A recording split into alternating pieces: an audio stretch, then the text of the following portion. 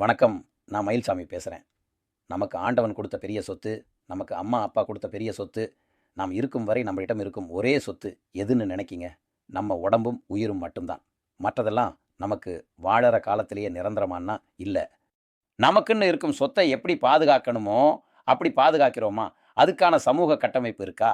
அதற்கான வாழ்க்கை சூழல் இருக்கானா கேள்விக்குறிதான். சாப்பிடுறது தொடங்கி, பார்க்கிறது, கேட்கிறது எல்லாத்துலேயும் விஷம் கலந்து தான் இருக்கு.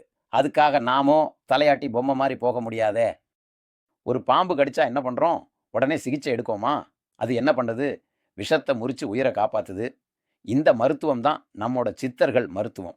நம்ம உடம்பில் இருக்கும் விஷம் போன்ற கழிவை வெளியேற்றுவது, செல்களுக்கு தேவையான ஆதாரத்தை கொடுப்பது.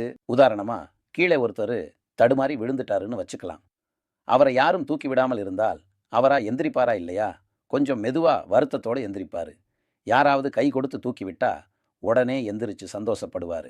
அவ்வளோதாங்க உடம்பும் மூலிகை மருந்தும்.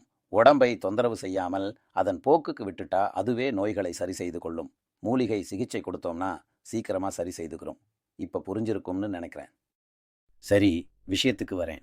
சித்தர்களையும் சிவனையும் கும்பிடுவதோட கடைசி நிலை உங்கள் உடலுக்குள்ளே தான் நடக்கும். ஆன்மீகத்தின் கடைசி நிலை அதுவாக தான் முடியும். அந்த உடலையும் உயிரையும் பாதுகாப்பாக வைக்கத்தான் சித்தர்கள் மூலிகை வைத்தியத்தை மூச்சுக்கு மூச்சு சொல்லிட்டு போயிருக்கிறாங்க.